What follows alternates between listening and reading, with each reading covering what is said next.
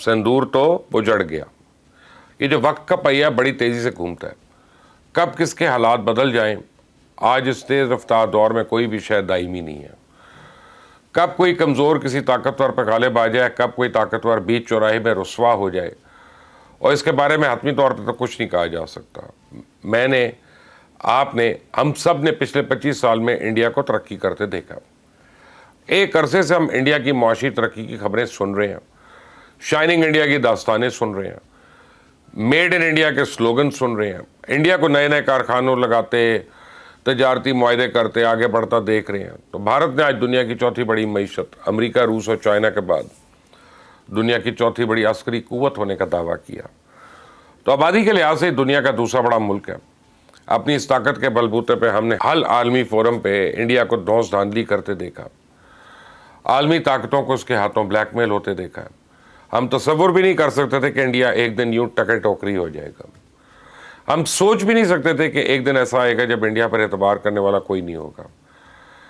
इस डाउनफॉल की स्पीड यही रही तो इंशाल्लाह बहुत जल्दी एक दिन ऐसा आने वाला है कि इंडिया पाकिस्तान से तेल खरीद रहा होगा। और ये पेशन कोई मेरी नहीं है, बल्कि ये पेशन कोई अमेरिकन प्रेसिडेंट डोनाल्ड ट्रंप की है। आज मैं आपके साथ भारत के फॉल्स फ्लैग ऑपरेशन महादेव की नई सनसनीखेज तफसीलात शेयर करूंगा, लेकिन इससे पहले मैं आपके साथ दो बड़ी खबरें शेयर करना चाहता हूँ।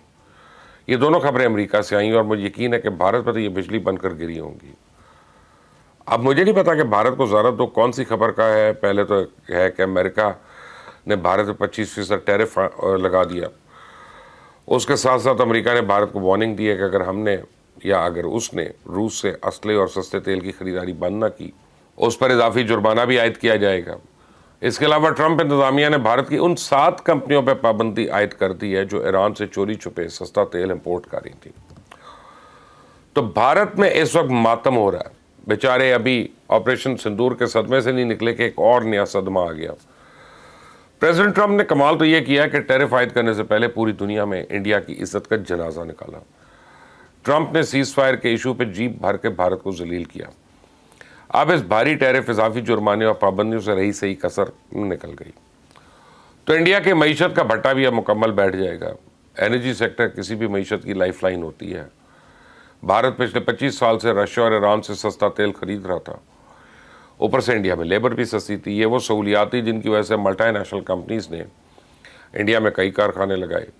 सस्ते तेल और सस्ती लेबर के लालच में अमेरिकन और यूरोपियन कंपनियां दौड़ी दौड़ी इंडिया आ रही थीं। तो इस वक्त हालत यह है कि कपड़े से लेके कारों तक, टूथपेस्ट से लेके फर्नीचर और ज्वेलरी तक, सॉफ्टवेयर से लेके मोबाइल फ़ोन, टीवी, रेफ्रिजरेटर, तमाम इंटरनेशनल ब्रांड्स का माल इंडिया में तैयार हो रहा है। तो आने वाले दिनों में इंडिया में लगे इन कारखानों को सस्ता तेल नहीं मिलेगा, सस्ती बिजली नहीं मिलेगी। तो फिर ये सस्ता माल कैसे तैयार करेंगे? अमेरिकन पाबंदियों के बाद इनकी प्रोडक्शन कॉस्ट भी यकीनी तौर पर इजाफा हो जाएगा। तो इस बात यही माल जब 25% इजाफी टैक्स के साथ अमेरिकन मंडियों में जाएगा तो कौन खरीदेगा? पौधे को हमेशा हमेशा के लिए तलफ करना होता है, तो फिर उसको किसी आरी या कुल्हाड़ी की ज़रूरत नहीं है। आप इसकी जड़ों में चूना डाल दें, वो चंद रोज़ में सरकना शुरू हो जाएगा, सूख जाएगा, कांटा हो जाएगा। सदर ट्रंप ने भी यही किया। उन्होंने इंडियन मईशत की जड़ों में चूना डाल दिया। अब मेड इन इंडिया पर कोई थूकेगा भी नहीं। किसी प्रोडक्ट को मार्केट एक दिन में नहीं मिल जाती।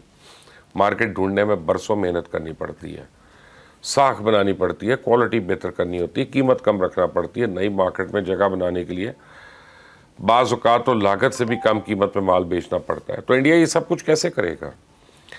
अफ्रीका, यूरोप और ऑस्ट्रेलिया की मार्केट पर तो चाइना का कब्जा है।